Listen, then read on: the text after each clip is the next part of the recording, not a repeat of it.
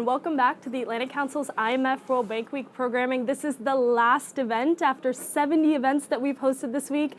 Thank you all for sticking with us through Monday, through Friday, through all of our events with central bank governors and finance ministers from across the globe.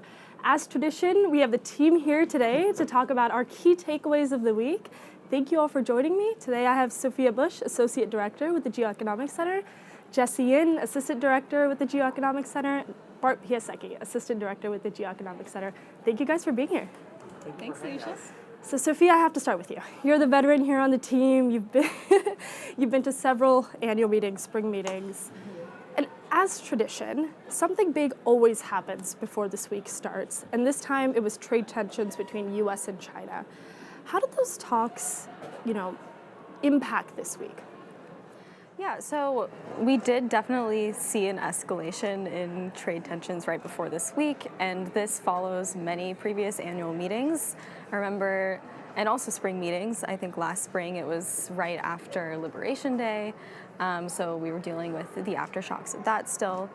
But I think really it's just one tremor, I think, of the sort of the shifting of the tectonic plates of trade that we've seen. Really since January, and I think it's just one of many. But of course, it was definitely a major theme throughout the week, as we're sort of getting to a point where we can see economies reacting to higher U.S. tariffs. We're sort of in a more normalized protectionist environment here in the U.S. And now that it's been a couple of months and that's less new, you're sort of getting past that initial shock and starting to see, okay, how are things recalibrating? What's really happening? And yeah, it's been really interesting to hear everybody's takes this week. So you hosted a very special event this week, speaking to former trade negotiators about what happens in the room where these trade deals are being made. Tell me some of your key findings from that panel. Yeah, definitely. So I think I'll just start with one thing that I have heard a lot of talk about all week, and that's this question of, what is going to be the impact of the Supreme Court ruling on whether these IEEPA tariffs are legal or not. I've seen a lot of speculation on how that could change countries' negotiating positions with the U.S., how it could change their leverage.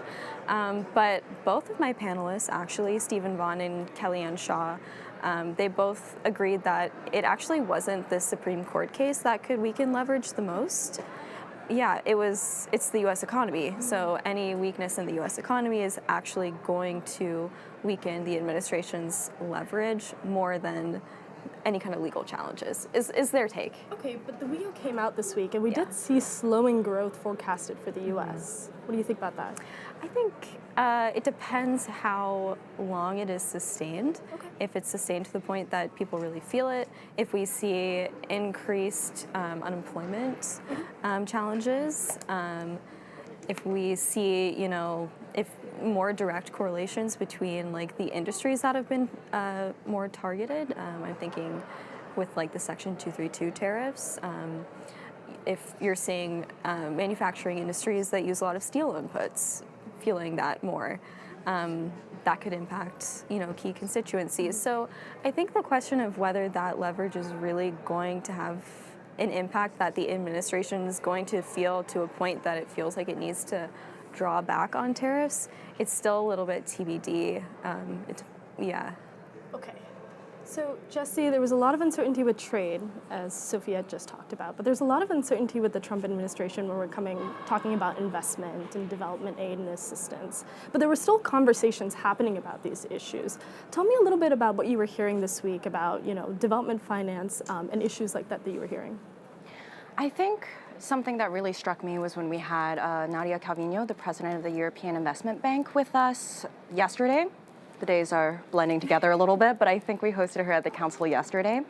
And I think she made a good point that, well, first she reiterated that the EIB is still committed to gender equality, still committed to climate transition, and these issues that have sort of become persona non grata for this US administration. But she made the point that the discourse around development policy has been changing for a while now. So while this administration has taken some big swings on development assistance. The idea that development finance can be strategic, can be competitive, can be related to national security isn't necessarily new. We're seeing the emergence of more middle lenders and things like that. So while we are having this uncertainty in not just trade, but development assistance and just the global economic order as a whole, I think it's important to remember that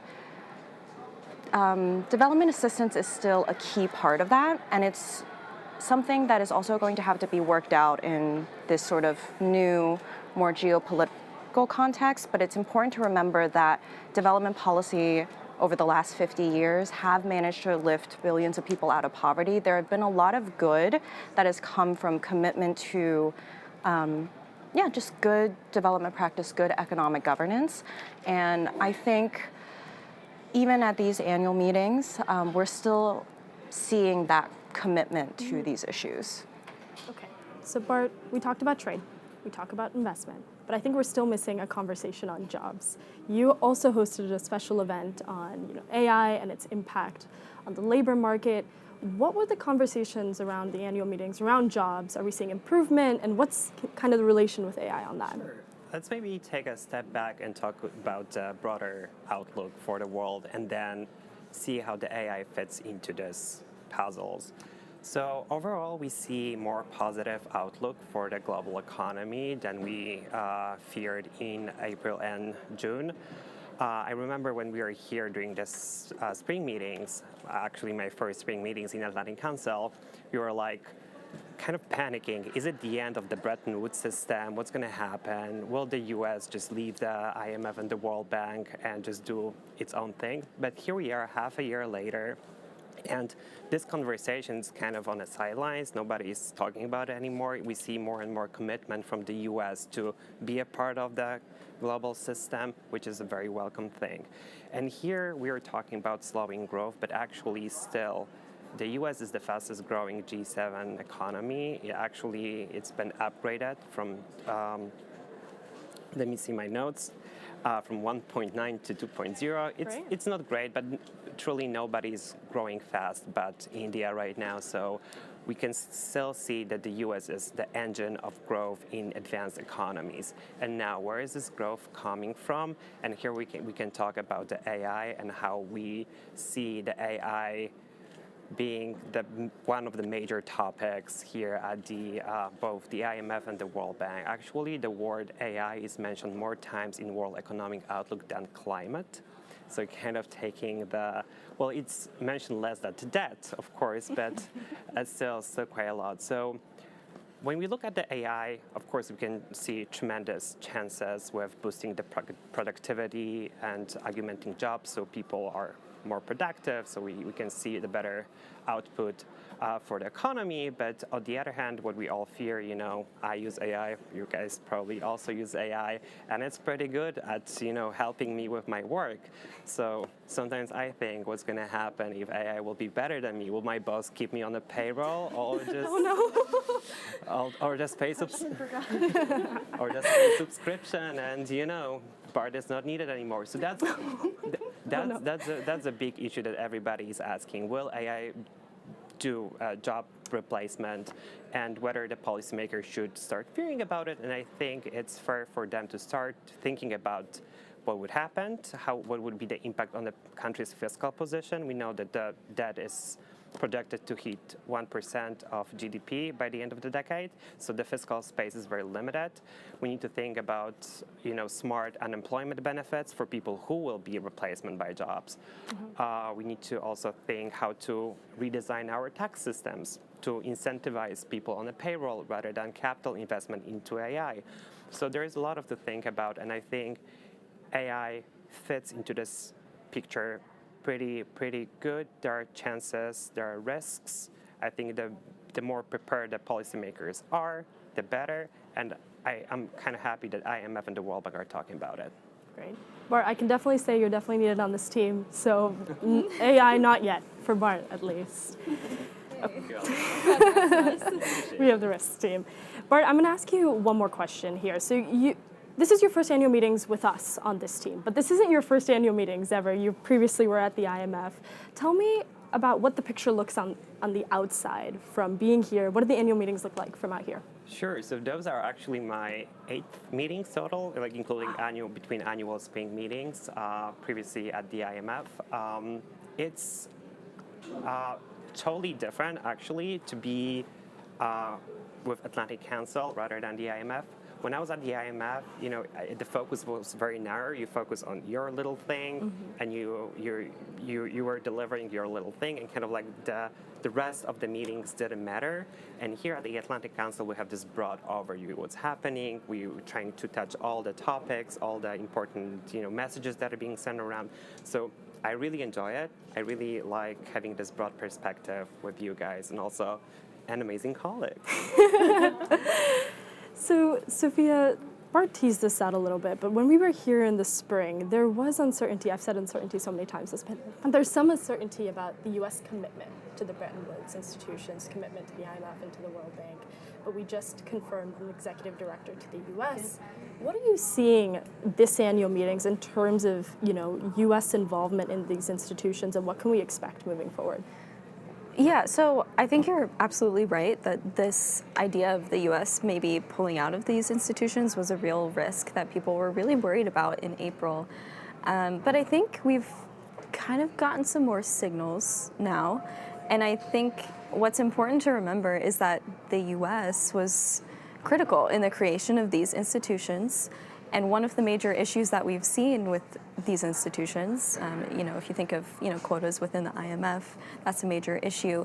It comes down to the U.S. having, and other partners having such a strong role, and these middle powers, increasing their role in wanting that representation. We wouldn't have this conflict if these institutions weren't really serving U.S. interests. And I think that's important to keep in mind, and I think that's a strong reason why the administration is still engaging, and I think it will continue to engage. I do think there will be maybe more tension between these middle powers looking for a little more sway to match their increased global heft, and also the US and other advanced economies looking to sort of recalibrate some of the aspects of the institutions that may not be serving them. So I think we see this with the IMF and the World Bank, but also we're thinking about this with the US G20 presidency coming up. So I think it's important to remember that when thinking about this issue is where the incentives are for the US to be engaged. You laid that out perfectly. Jessie, one last question for you, and then I'm going to ask three of you one more question before we wrap. So next year is Thailand. That's very exciting. Josh, this is your reminder to book our tickets for next year. What do you expect to see discussed in Thailand next year? And I know that's a big ask for you. You're looking into the crystal ball, and with everything that's happening right now that's so uncertain. But what do you think is going to be talked about in Thailand? It's an emerging market. We're going to be somewhere else, not in DC. What are some themes that you're thinking about we're going to see? Like you said, it's hard to read the future right now. It feels like every other week we're getting some big news that shakes up what we knew about these established economic institutions. I think for the annual meetings in Thailand, a lot of the persistent issues that we focused on this year are still going to be there. There are going to be these immense sovereign debt burdens. There's going to be slowing growth in advanced economies. There's going to be the question of U.S. involvement, all the things we sort of discussed on this panel.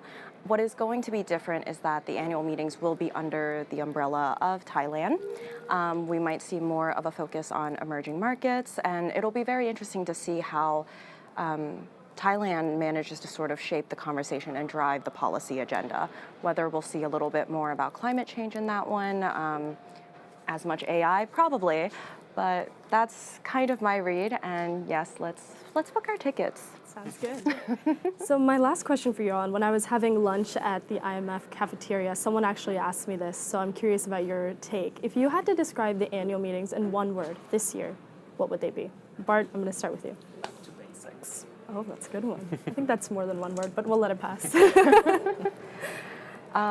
Hectic? Okay.